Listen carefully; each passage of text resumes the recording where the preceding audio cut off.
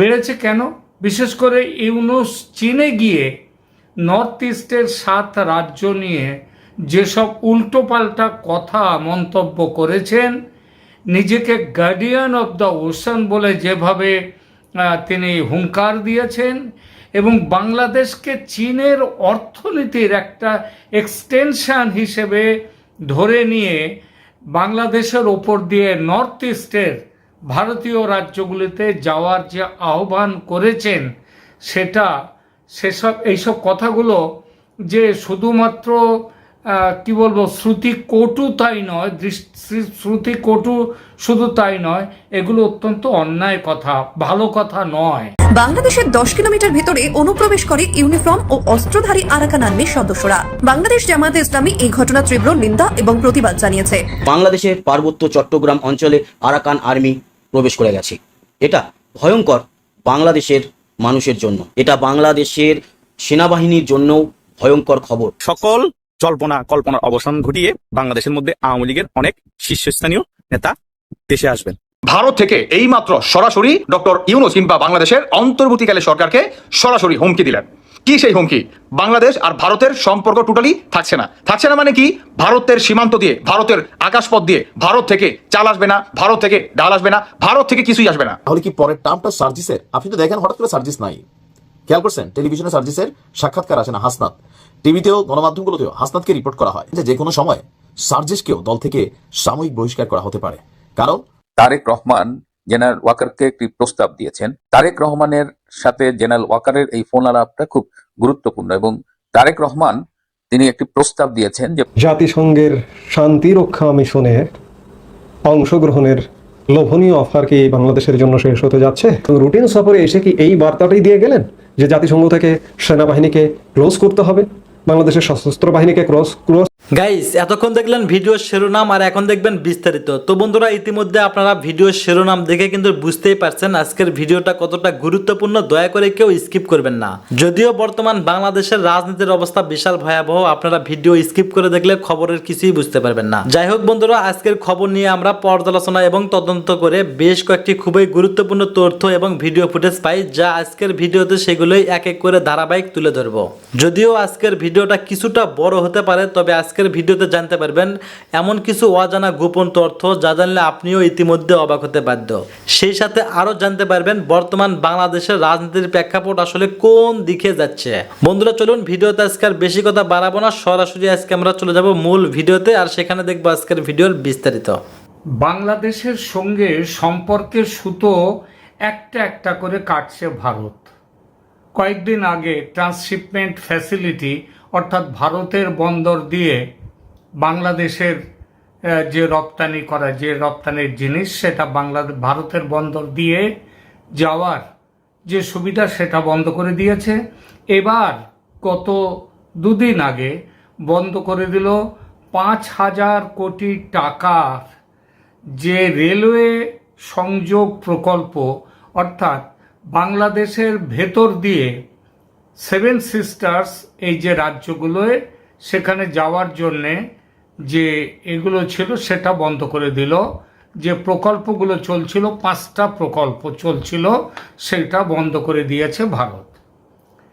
আচ্ছা, গত বছর মানে 8ই আগস্টে ইউনূস সরকার ক্ষমতায় বসার সময় থেকে প্রথম কয় মাসে যেরকম তুঙ্গে উঠেছিল ভারত বিরোধিতা, এখন ধরা যাক এই এপ্রিলের শেষে, এই 2025-এর এপ্রিলের শেষে সেই বিরোধিতার মাত্রা কি বেড়েছে নাকি কমেছে বাংলাদেশে?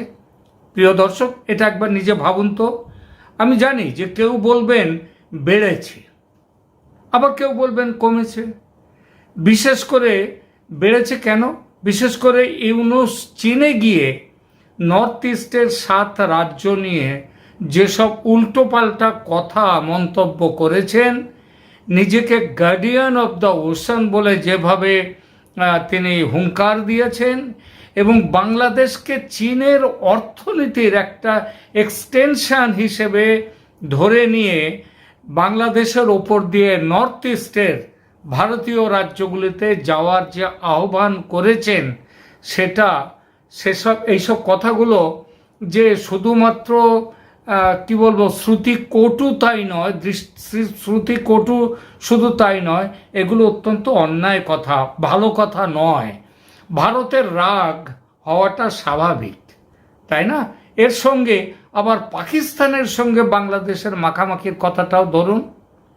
সুতরাং কেউ যদি বলেন ভারত বিরোধিতা বেড়েছে, তাহলে তিনি বলতেই পারেন, কিন্তু একটু তলিয়ে দেখলে বুঝতে পারবেন পাকিস্তানের সঙ্গে মাখামাখিটা হওয়ার পরেও ভারত বাংলাদেশের বিরুদ্ধে বাণিজ্য সম্পর্ক কেটে দেওয়ার কোনো ব্যবস্থা নেয়নি, সম্পর্ক রক্ষা করেছে। এই যে ট্রান্সশিপমেন্ট ফ্যাসিলিটি, সেটাও বাংলাদেশকে দিয়ে রেখেছিল ভারত। সুতরাং তখন এগুলো কিন্তু বন্ধ করেনি, যখন পাকিস্তানের সাথে খুব হবনবিং চলছিল, অস্ত্র ভর্তি জাহাজ আসছিল, তখনও কাটেনি।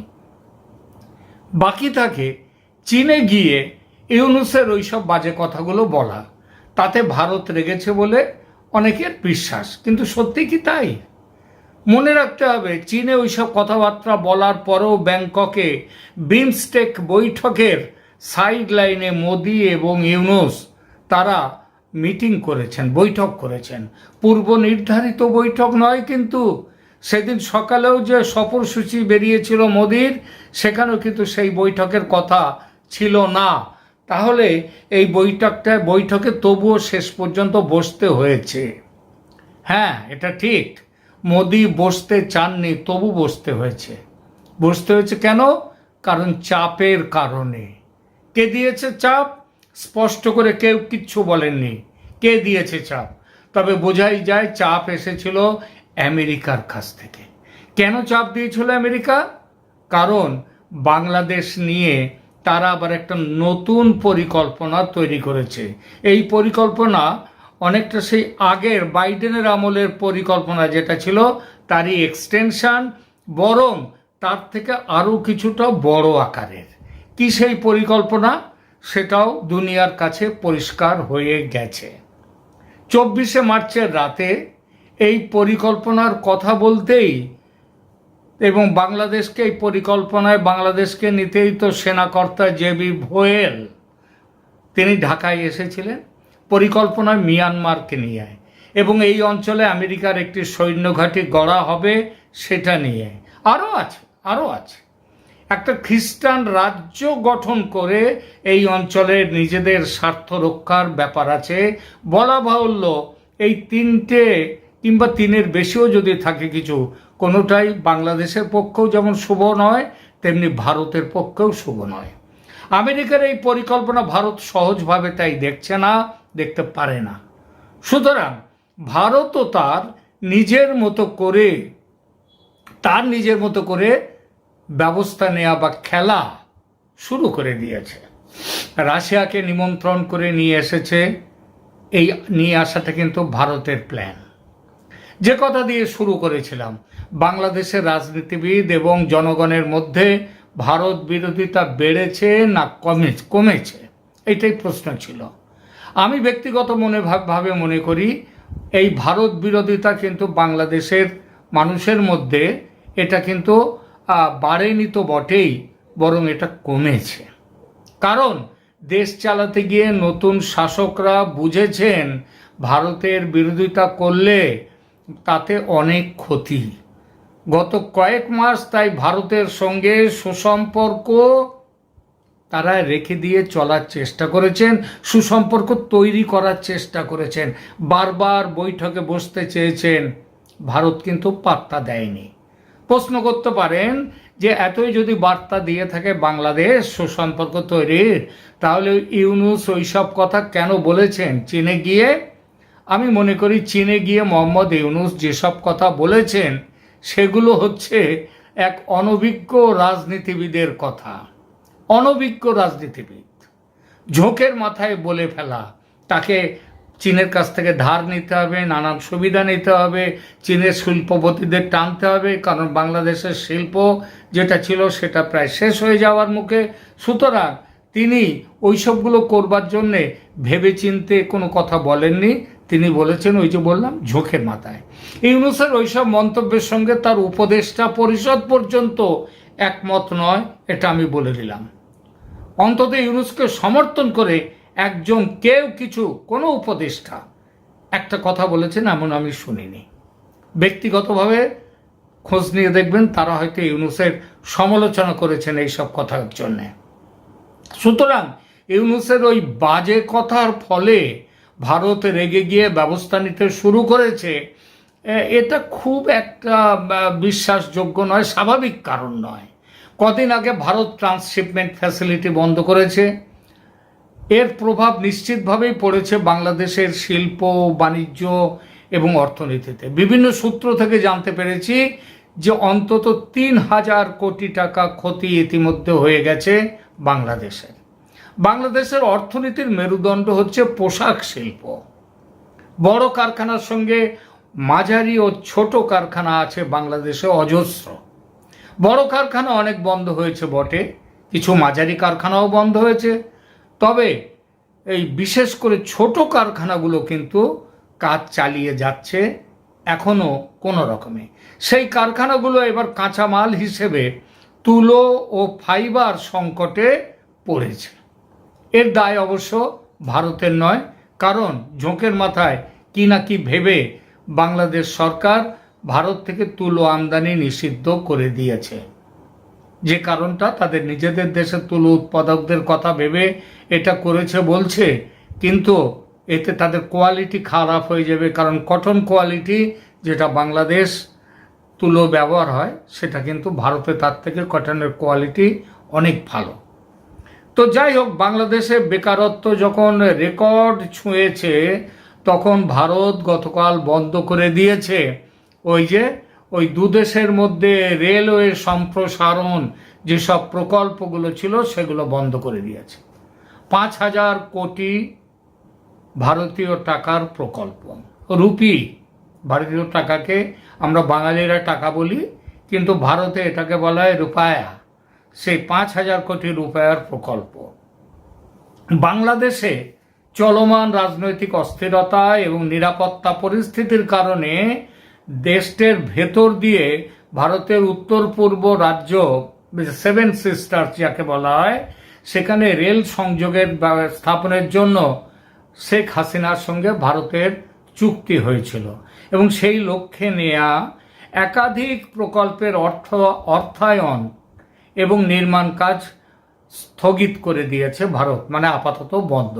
এই সিদ্ধান্তের ফলে অন্তত 3টি চলমান রেলওয়ে প্রকল্প থেমে গেছে এবং আরও 5টি প্রকল্পের জরিপ কার্যক্রমও বন্ধ হয়ে গেছে।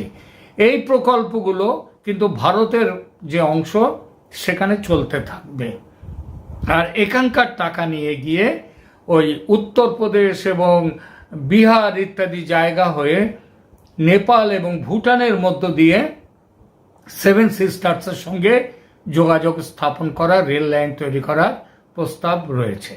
এর ফলে কিন্তু বাংলাদেশে কিন্তু এই কাজগুলো বন্ধ হয়ে গেল। এর ফলে বেকারত্ব বাড়বে, কয়েক হাজার মানুষের কর্মসংস্থান চলে যাবে ও বাংলাদেশের অর্থনীতিও আরও চাপে পড়বে।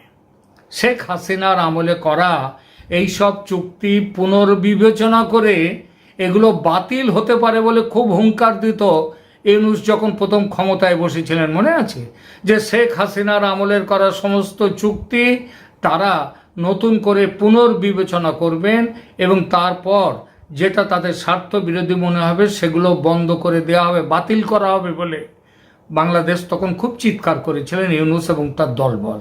কিন্তু ভারত যদি সেই সময় রেগে গিয়ে বলতো দুধ ছাই থাকলো তোদের প্রকল্প, আমি চললাম, এই বলে চলে যেত, কিন্তু ভারত তা করেনি। ভারত কিন্তু তখন থেকে মুখে যাই বলুক তারা, ভারত কিন্তু সমানে এই প্রকল্পগুলো চালিয়ে গেছে। আজ তখন চুপচাপ ছিল যখন বাংলাদেশ এই সব বলে নিয়ে হইচই করতো, কিন্তু আজ যখন বাংলাদেশ এসব ব্যাপার নিয়ে ওই পুনর্বিবেচনার ব্যাপার নিয়ে টু শব্দটি আর করে না, তখন কিন্তু ভারত বন্ধ করে দিল প্রকল্প। স্বাভাবিকভাবে ধরে নেওয়া যায় আগামীতে আরও অনেক এরকম পদক্ষেপ ভারত নেবে বাংলাদেশে। যেমন এই দুটো তো বললাম, দুটো তো হয়ে গেছে। বাংলাদেশে হাই স্পিড ডিজেল সাপ্লাই দেয় ভারত ত্রিপুরা থেকে ওই পাইপের মধ্যে দিয়ে, সেই পাইপটাও ভারত তৈরি করেছিল। তো এখন ভারত আমার মনে হয় এরপরেই আসবে, সেগুলো বন্ধ করে দেবে। হাই স্পিড ডিজেল যদি বন্ধ হয়ে যায় তাহলে কিন্তু হাহাকার পড়ে যাবে বাংলাদেশে, এটা বললাম। শুধু এগুলো নয়, আরও অনেক অনেক বিষয় আছে যেখানে ভারত যদি হাত গুটিয়ে নেয় বাংলাদেশ কিন্তু বিপদ হবে বাংলাদেশের। বজ্রপাতের মতো না, কারণ এখন কিন্তু আপনি দেখবেন যে ওই একটা বেফাস কথা ইউনূস সাহেব চীনে গিয়ে বলে এসেছিলেন, ওটা ছাড়া ভারত কিন্তু এই বাংলাদেশের কেউ কিন্তু এখন খুব বেশি ভারত বিরোধী কথা খুব একটা বলছেন না। তো সুতরাং এই পরিস্থিতিতে কেন ভারত হঠাৎ এরকম কড়া ব্যবস্থা নিতে গেল? এটা অনেকটা সেই বিনা মেঘে বজ্রপাতের মতো। এর একটাই উত্তর, বিনা মেঘ নয়, মেঘ আছে, মেঘের আড়ালে মেঘনাদও আছে, তবে আপাতত দেখা যাচ্ছে না তাদের। সেই না দেখা মেঘগুলো নিয়ে, না দেখা মেঘনাদকে নিয়ে এইবার দুটো কথা বলবো কেবল। 13ই ফেব্রুয়ারি ওয়াশিংটন ডিসিতে মোদি ট্রাম্প বৈঠকে বাংলাদেশের দায়িত্ব মোদির ঘাড়ে দিয়েছিলেন, বলেছিলেন মনে আছে না, যে I will leave Bangladesh to PM Modi, মানে বাংলাদেশের সংকট নিরসনের দায়িত্ব আমি মোদিকে দিয়ে দিলাম। সেই জায়গা থেকে আছে কি আজকে? সেই জায়গাতে আমেরিকা কিন্তু সেই জায়গাতে নেই, সেই জায়গা থেকে পিছিয়ে এসেছে আমেরিকা। বাংলাদেশ নিয়ে নানান পরিকল্পনা চলছে তাদের। এটাতে বাংলাদেশ নিয়ে ভারতের যে প্ল্যান ছিল, কি প্ল্যান ছিল ভারতের প্ল্যান ছিল ওয়াকারুজ্জামানকে সঙ্গে নিয়ে শেখ হাসিনাকে ঢাকায় তার ফেলে আসা গদিতে বসিয়ে দেবেন এবং তারপর নির্বাচনের ব্যবস্থা করে নির্বাচিত সরকারের হাতে ক্ষমতা থাকবে এবং তখন আওয়ামী লীগ জিতলে, যেটার সম্ভাবনা খুব বেশি, আওয়ামী লীগ জিতলে আর তার কি বলবো তাদের নিরপেক্ষতা নেই এবং সেই নির্বাচন নিয়ে কোনো প্রশ্ন কেউ তুলতে পারবে না, এমনকি পুরনো নির্বাচনগুলো নিয়েও কেউ প্রশ্ন তুলতে পারবে না যদি নির্বাচনের মাধ্যমে আওয়ামী লীগ জেতে। ভারত সেইটাই ভেবে রেখেছিল। এবং মনে রাখবেন যে ট্রাম্প আসার পরে চীনও তার ব্যবসায়িক কারণে, বাণিজ্যিক কারণে ভারতের বিরোধিতা করবে না, ভারতের সাথে তাল মিলিয়ে চলতে হবে চীনকে। তো এখন বাদ সাধলো, এই যখন প্ল্যান পুরো তৈরি হয়ে গেছে ভারতের, তখন বাদ সাধলো আমেরিকার নতুন প্ল্যান। আমেরিকা খুব ভালো জানে শেখ হাসিনা জীবন থাকতে বাংলাদেশের কোনো জায়গা আমেরিকার হাতে তুলে দেবে না, বাংলাদেশে আমেরিকার ঘাঁটি তৈরি করতে দেবেন না। এটা শুধু শেখ হাসিনা নন, এটা আওয়ামী লীগের আদর্শগত অবস্থান। সুতরাং শেখ হাসিনা যদি ফিরে আসেন তাহলে তো ট্রাম্পের অসুবিধে, আমেরিকার অসুবিধে। আমেরিকা বাইডেনের আমলেও যেমন তার যে জিও পলিটিক্স ওখানে করতে গেছেন, এখন তার থেকে আরও বেড়ে গেছে ট্রাম্পের সময়, কারণ ট্রাম্প অনেক বেশি ন্যাশনালিস্ট, জাতীয়তাবাদী, আমেরিকার স্বার্থ তার কাছে সবার আগে। সুতরাং তিনি করলেন কি, ভাবলেন যে তিনি ঠিক করে নিলেন এখন শেখ হাসিনাকে আনা যাবে না, ইউনূসকে রাখতে হবে। ইউনূসকে তো গদিতে বসানো হয়েছিল আমেরিকার স্বার্থ দেখার জন্যে, সেটা এনেছিলেন বাইডেন। এখন ট্রাম্প আছেন, ট্রাম্পের সময়ও তিনি আমেরিকার স্বার্থ দেখবেন। সুতরাং এই জন্যেই তারা ওই ঝাঁপিয়ে পড়ল নতুন ঘাঁটি স্থাপন করার জন্যে। আর ওই মিয়ানমারে যাবে আমেরিকার সেনা, আরাকান আর্মির জন্য, তার জন্য সেনা নয়, আমেরিকার আর সেনাও যাবে, সব কিছু যাবে, অস্ত্রশস্ত্র আরাকান আর্মিকে দেওয়া হবে। তারা মায়ানমার দখল করবে, কিংবা মায়ানমারকে করবে যাতে চীনের তরফ থেকে, চীনের দখল থেকে আমেরিকা এটা বেরিয়ে আসে মিয়ানমার। এই প্ল্যানের জন্য এই করিডর দেওয়ার কথাটা হয়ে এসেছিল। বাংলাদেশের সবাই তো খুব লাফিয়ে উঠলেন ওই আন্তোনিও গুতেরেসকে নিয়ে, যে তিনি অনেক দেবেন টাকা। আসলে তিনিও বলে গিয়েছিলেন মনে করুন ওই করিডর দেওয়ার কথা, আর এই জেবি ভোয়েল এসেও বলে গেলেন করিডর দিতে হবে। এবং এখনও কয়েকজন আমেরিকান কর্মকর্তা তারা রয়েছে বাংলাদেশে, শুধু বাংলাদেশে ওই সেনা ঘাঁটি ইত্যাদি স্থাপন করবার জন্যেই তারা বসে আছেন। তো তারা তো এই চেষ্টা করছেন ইউনুস যাতে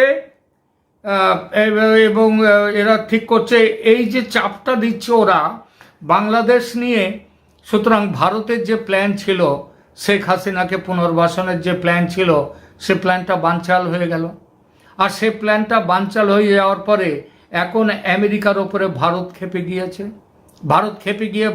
ভারত এইবার কি করছে, বাংলাদেশ নিয়ে ভারতের যে পুরনো প্ল্যান ছিল স্থগিত রাখতে হয়েছে, কিন্তু চুপ করে থাকতে পারবে না ভারত, থাকা যায় না।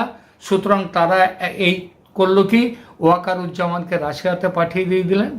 ওয়াকারুজ্জামান রাশিয়ার থেকে ঘুরে আসার পরে 3টে যুদ্ধজাহাজ তারা এসে দাঁড়ালো চট্টগ্রাম বন্দরে।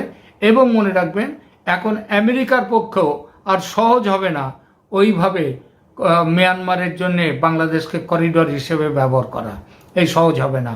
তাহলে কি এখন দাঁড়িয়ে গেল হচ্ছে ভারত কিচ্ছু বলছে না, কিন্তু যা করবার সেটা পেছন থেকে ঠিক করে যাচ্ছে ওই রাশিয়া, আমেরিকা এবং বাংলাদেশের যারা ক্ষমতায় রয়েছেন তাদের মধ্যে, বিশেষত ওয়াকারুজ্জামান, তিনিও আওয়ামী লীগের মতো তিনি এখানে কোনো ঘাঁটি গড়তে দিতে চান না, মার্কিন ঘাঁটি তিনি গড়তে দিতে চান না।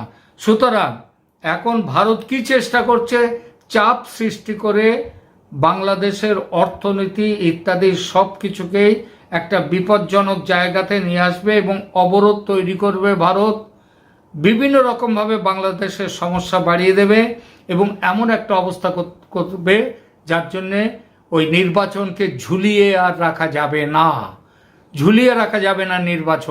নির্বাচনকে দ্রুত নির্বাচন দিতে বাধ্য হবে, যাতে বাংলাদেশের ইউনূস সরকার, ভারত তার জন্য চাপ সৃষ্টি করা শুরু করে দিয়েছে। আমেরিকা পেছন থেকে কিন্তু ইউনূসকে সাপোর্ট দিচ্ছে। তাহলে দাঁড়ালো কি ব্যাপার, আগামী দিনে ভারতের মুঠো আরও কিন্তু শক্ত হবে, এবং বাংলাদেশ তাকে কিন্তু অনেক কষ্ট এখন করতে হবে, অনেক কিছু ভুগতে হবে। এটা ভারত যে বাংলাদেশকে ভোগান্তির জন্য এটা করছে তা কিন্তু নয়। এটা মনে রাখবেন, ওই ঝি মেরে বউকে শিক্ষা দেওয়ার মতো। আমেরিকা, ট্রাম্প তার নিজের জায়গা থেকে সরে এসেছেন, বাংলাদেশকে ব্যবহার করতে চাইছেন। বাংলাদেশের মানুষ বুঝতে পারছে না, ইউনূস জানেন সব, কিন্তু অত্যন্ত ক্ষমতালোভী ইউনূস, তিনি এদিকে নজর দিচ্ছেন না। তিনি ভাবছেন এই করে যতদিন ভাবে থাকা যায়, কিন্তু ভারতও দেবে না সেটা করতে, চীনও দেবে না সেটা করতে, এবং রাশিয়াও এসে গেছে এখন এই জন্যেই আজকে এখানে মনে হচ্ছে ভারত কিন্তু ক্রমশই ভারত কিন্তু ব্যবস্থা নিচ্ছে নানা রকম, যে ব্যবস্থাগুলো আপাতভাবে মনে হচ্ছে বাংলাদেশের বিরুদ্ধে। আসলে বাংলাদেশের বিরুদ্ধে ব্যবস্থা নিয়ে ভারত শিক্ষা দিতে চাইছে আমেরিকাকে ঘুরিয়ে। সঙ্গে আছে রাশিয়া এবং মনে রাখবেন অনেক পরিমাণে চীন পর্যন্ত।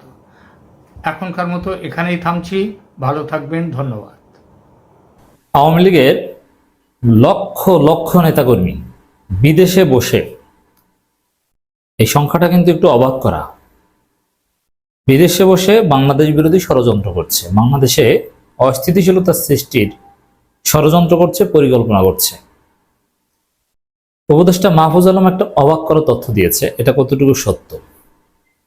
দর্শক, আওয়ামী লীগের 1 লাখের বেশি নেতাকর্মী দিল্লিতে বসে ষড়যন্ত্র করছে। আচ্ছা, বিভিন্ন দল ক্ষমতা এসেছে, ক্ষমতাচ্যুত হয়েছে, বাংলাদেশের ছোটখাটো গণ অভ্যুত্থানও আগে হয়েছে, 90-তে হয়েছে। হ্যাঁ, অনেকে বিদেশে পালিয়ে গিয়েছে, কিন্তু সেটার কত? 5,000, 10,000, 20,000? এই যে গত 15 বছরে ফেসিবাদী শাসনে আওয়ামী লীগ যে নির্যাতন করেছে, তাতে জামাত ইসলামী এবং বিএনপির অনেক নেতাকর্মী বিদেশে আশ্রয় নিয়েছে, পলিটিক্যাল অ্যাসাইলাম সিক করেছে, গ্রান্ট হয়েছে, অনেকে চাকরি করতে গিয়েছে, রাজনৈতিক নিপীড়নের শিকার হয়ে। সে সংখ্যাটা আর কত হবে? 5, 10,000, 15,000, 20,000, এর চাইতে বেশি না। কিন্তু একটা রাজনৈতিক দলের 1 লাখের বেশি নেতাকর্মী দিল্লিতে আছে কিংবা ভারতে আছে, 1 লাখের, মাহফুজের কথা অনুযায়ী 1 লাখের বেশি দিল্লিতে বসে ষড়যন্ত্র করছে। তাহলে পশ্চিমবঙ্গে আছে কত? হয়তোবা দিল্লি বলতে এখানে কূটনৈতিক ভাষায় রাজধানীকে মিন করা হয়, এখানে টোটাল ভারত। তো 1 লাখের বেশি আওয়ামী লীগ নেতাকর্মী ভারতে আছে। এই সংখ্যাটা এতটাই বেশি যে 1971 সালে বাংলাদেশের অনেক মানুষ যেরকম ভারতে শরণার্থী হিসেবে আশ্রয় নিয়েছিল, সেটা তো কোটির কাছাকাছি, কিন্তু এবার 71-এর পর এই প্রথম, 1971 সালের পর এই প্রথম এত মানুষ, এত আওয়ামী লীগ ভারতে আশ্রয় নিল। এর মানে এটা একটা নজিরবিহীন ঘটনা। স্বাধীন বাংলাদেশে এত আওয়ামী লীগ বিদেশে পালিয়ে আশ্রয় নিয়ে ষড়যন্ত্র করছে, এটা অতীতে কখনো ঘটেনি। কোনো গণঅভ্যুত্থানের পরেও ঘটেনি। যেমন জাতীয় পার্টির বিরুদ্ধে একটা গণঅভ্যুত্থান হয়েছে, জাতীয় পার্টির লোকজন সারা বাংলাদেশ মিলিয়ে তখন 1000 লোকও বিদেশে পাড়ি জমায়নি, অথচ 1 লাখের বেশি শুধু ভারতে বলছে। অতএব এই সংখ্যাটা যদি সঠিক হয়ে থাকে, এটা আমাদের জন্য অশনি সংকেত। এত লোক, এত আওয়ামী লীগ ভারতে গেল কিভাবে? কয়েকটা বিষয় স্পষ্ট যে ভারত বাংলাদেশের বিরুদ্ধে ষড়যন্ত্র করছে, ভারত বাংলাদেশে অস্থিতিশীলতা সৃষ্টির চেষ্টা করছে। এজন্য ভারতের যে আইন রয়েছে সেই আইনও তারা মানছে না। যেমন ভারতে ভিসা পাসপোর্ট ছাড়া ইমিগ্রেশন ক্রস না করে অবৈধভাবে যদি কেউ ভারতে অনুপ্রবেশ করে তাহলে গ্রেপ্তার করে তাকে জেলে দিবে, এটা ভারতের আইন। কিন্তু আওয়ামী লীগ নেতাকর্মীদের জন্য ভারত তাদের বর্ডার অনেকটা উন্মুক্ত করে দিয়েছে, যে বর্ডার থেকে যেভাবে হোক পালিয়ে যেতে পারলেই ভারত তাদেরকে বৈধ করে দিবে, মানে পলিটিক্যাল গেস্ট হিসাবে অথবা অ্যাসাইলাম দিবে তারা। অঘোষিত নীতি। নইলে এত লোক ভিসা পাসপোর্ট নিয়ে কিন্তু যায়নি। কখন গিয়েছে? অবৈধভাবে গিয়েছে। এবং ভারত আওয়ামী লীগের প্রতি তাদের বন্ধুত্বের কিংবা তাদের যে প্রভু দাসের সম্পর্ক, প্রভু তার দাসকে সম্মান দেখিয়েছে বা প্রভু তার দাসকে মূল্যায়ন করেছে, সারা জীবন গোলামি করেছে। অতএব ভিসা পাসপোর্ট সারা শেষে বর্ডার খুলে দিয়েছে ফর আওয়ামী লীগ। এটাই হয়েছে। নইলে 1 লাখ লোকের বেশি ভারতে বসে ষড়যন্ত্র করবে, এটা হতে পারে না। আর যেহেতু বাংলাদেশের ইতিহাসে সবচেয়ে বেশি সংখ্যক লোক বিদেশে গেছে পালিয়ে, অতএব তারা অঘটন ঘটানোর চেষ্টা, নজিরবিহীন কোনো ঘটনা ঘটানোর চেষ্টা করবে, কিন্তু পারবে না। দর্শক, এটা আমাদের জন্য কতটা উদ্বেগের। আমাদের সতর্ক থাকতে হবে, কিন্তু বেশি উদ্বেগের না। এর কারণ কি জানেন? এই যে ভারতে যারা আছে, যারা একদম অর্থ পাচার করতে পেরেছে, লুটপাট করতে পেরেছে, তারা তো উন্নত পোশাকে উন্নতভাবে ঈদ উদযাপন করে। দেখুন হাসান মাহমুদকে দেখেছেন না, কত বিলাসী জীবনযাপন করে। এই বেলজিয়াম থেকে ফ্রান্স, ফ্রান্স থেকে লন্ডন এসে ঈদ, মানে অন্যরকমের একটা অবস্থা। হাসান মাহমুদের জীবন কিন্তু অনেক উন্নত, মন্ত্রীর মর্যাদায় যেরকম থাকতে ওইরকম ভাবে আছেন, কিন্তু বাংলাদেশে আসতে পারছে না। কিন্তু ভারতে যারা আছেন অনেকে কিছুদিন পর ভিক্ষা করবেন, অনেকে, কারণ তাদের পয়সা পাতি নাই। অনেকে লেবারের কাজ করবেন। যারা লুটপাট করে টাকা, লুটপাট তো সবাই করেছে, এখন যারা ছোট স্যাঁচরা তারা তো আর বেশি টাকা নিতে পারেনি, দেশে তাদের পরিবার কি খাবে, তারা ওইখানে বসে লেবারগিরি করবে। এই লেবারগিরি করে অথবা ভিক্ষা করে যদি চলতে হয়, এক পর্যায়ে ওই 1 লাখের মধ্যে 2000-এর বেশি পাওয়া যাবে না। সাবেক এমপি, মন্ত্রী বা সাবেক জনপ্রতিনিধি যারা বড় বড় চোর ছিল, এরা ছাড়া কাউকে ওই ষড়যন্ত্রের পক্ষে পাওয়া যাবে না। এরা তাদের জীবন জীবিকা বাঁচাতেই এক পর্যায়ে হাহুতাশ করবে, তখন আওয়ামী লীগের কথা আর কিছু ভাবতে পারবে না। সেই দিন আসবে এবং এদের পরিণতি এতটাই করুণ পরিণতি হবে খুব শীঘ্রই। এরা মারা গেলে এদের জানাজা হবে, অনেকেই তো মারা যাবে অসুস্থ হয়ে বা বয়সের কারণে, আবহাওয়াগত কারণে স্যুট করতে পারবে না, অলরেডি অনেকে মারা যাচ্ছে। এরা মারা গেলে কি এদের জানাজা হবে, তারপরে জানাজার পরে মুসলিম কবরস্থানে দাফন করা হবে, না হিন্দু রীতি অনুযায়ী শ্মশানে পোড়ানো হবে? এটা নিয়ে দ্বিধাদ্বন্দ্বে পড়ে যাবে এবং অনেক মুসলমান আওয়ামী লীগের কবলে জানাজা জুটবে না। অনেক মুসলমান আওয়ামী লীগকে শ্মশানে নিয়ে পোড়ানো হবে। অলরেডি নাকি কিছু পোড়ানো হয়েছে। শেখ পরিবারে অনেক বড় বড় লোক, শেখ হাসিনা আত্মীয়, তারা এখন শেখ মুসলিম এটা বাদ দিয়ে হিন্দু পরিচয় ধারণ করছে, যাতে ভারতে আধার কার্ড পায় অথবা ওখানে সিস্টেমে নাগরিক হতে পারে। আর হিন্দু হলে তো বিশেষ সুযোগ সুবিধা। ভারতে যে এই নাগরিক আইন রয়েছে, আপনারা জানেন যে হিন্দু হলেই তার ওইখানে নাগরিকত্ব পাবে। এই জন্যে অনেকে হিন্দু হওয়ার চেষ্টা করছে, আর হিন্দু হওয়ার চেষ্টা করতে গিয়ে অথবা হিন্দু কাগজে কলমে হিন্দু হওয়ার কিছুদিন বা মারা যাচ্ছে, এরপরে তো আর তার জানাজা হবে না। তাহলে আওয়ামী লীগ এমন একটা অভিশপ্ত দল, এই দল করলে জানাজাও জোটে না, কি একটা অবস্থা। তাহলে যাদের কপালে শেষ জানাজা এবং মুসলিম কবরস্থানেও জোটে না কিংবা জুটবে না, তাদের পরিণতি কি হতে পারে? তারা 1 লাখ নেতাকর্মী ষড়যন্ত্র করে কি আর করবে? ডক্টর ইউনূস যতদিন আছে 1 লাখ না, ওখানে 10 লাখ হলেও কিছু করতে পারবে না। তবে ঘটনাটা এটা একটা ইতিহাস। শেখ হাসিনা সহ আওয়ামী লীগের 1 লাখের বেশি নেতাকর্মী ভারতের দিল্লিতে আশ্রয় নিয়ে দেশের বিরুদ্ধে ষড়যন্ত্র করছে বলে মন্তব্য করেছেন তথ্য সম্প্রচার উপদেষ্টা মাহফুজ আলম। এত নেতাকর্মী আশ্রয় নিয়েছেন, এটা আমরা আগে কখনো শুনিনি। তিনি বলেন, বিগত সরকারের সময় গুম খুন রাজনৈতিক সিদ্ধান্ত হয়েছিল, এগুলো সরকারের জন্য বিশেষ টিম ছিল, পুলিশ ব্যবসা সবাইকে গুমের আদেশ দিয়েছে। রাইট, এটা অনেকে না চাইলেও এগুলোতে পার্টিসিপেট করতে হয়েছে। গোটা দেশেই আয়নাঘরের অস্তিত্ব ছিল বলে মন্তব্য করে তিনি বলেন, অসংখ্য মানুষ গুমের শিকার হয়েছে। বিরোধী মতের অনেক মানুষকে গুম করে ভারতের জেলে পাচার করা হতো। মাহফুজ আলম বলেন, গুমের সঠিক কোনো হিসাব নেই, তবে পররাষ্ট্র মন্ত্রণালয়ের সহায়তায় তালিকা করা হচ্ছে। বিএনপি জামাত সব বিভিন্ন মতাদর্শের সবাই শেখ হাসিনা ভিকটিম ছিল। আওয়ামী লীগ নেতাকর্মীরা ভারতে অবস্থান করছে উল্লেখ করে মাহফুজ আলম বলেন, শেখ হাসিনা ছিল ভারতের বসে চক্রান্ত করছে। আওয়ামী লীগ দল ছিল না, তারা ছিল মাফিয়া, তাদের কোনো দিন রাজনৈতিকভাবে দাঁড়াতে দেব না। এটাই হচ্ছে আসল কথা, যে আওয়ামী লীগকে কোনোদিন রাজনৈতিকভাবে দাঁড়াতে দেয়া যাবে না।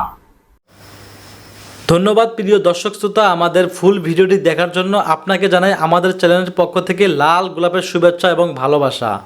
বন্ধুরা, আজকের ভিডিওটি দেখে কিন্তু আপনারা কনফিউজ যা ছিল সব কিছু দূর হয়ে গেছে। আজকে যে আলোচনা এবং সমালোচনা শুনলেন তা নিয়ে কিন্তু আপনাদের মনের মাঝে আর কোনো প্রশ্ন থাকবে বলে মনে হয় না। সব কিছু আপনারা ক্লিয়ার বুঝতেই পারছেন। আর এই ক্লিয়ার বোঝার মধ্যে যদি কেউ বুঝতে না পারেন, সেক্ষেত্রে অবশ্যই আমাদের কমেন্ট বক্স কিন্তু ভাই আপনাদের জন্য অল টাইম ফাঁকা পড়ে আছে। আপনাদের জন্য আমাদের কমেন্ট বক্সের দরজা সারা জীবনের জন্য ফাঁকা আছে। আপনি কমেন্ট করবেন, আমরা পরবর্তী ভিডিওর মাধ্যমে সেই কমেন্টের রিপ্লাই দেওয়ার চেষ্টা করব। আর যদি ইমার্জেন্সি কোনো কমেন্ট হয়ে থাকে, সেটা আমরা কমেন্টেই রিপ্লাই দেবো, নো টেনশন। আপনারা ধুমাইয়া কমেন্ট করতে থাকেন। আর এমন নিত্য নতুন আপডেট খবর সবার আগে পেতে চাইলে এখনই আমাদের এই পিচ্চি সাকিব ইউটিউব চ্যানেলটি সাবস্ক্রাইব করুন। ধন্যবাদ।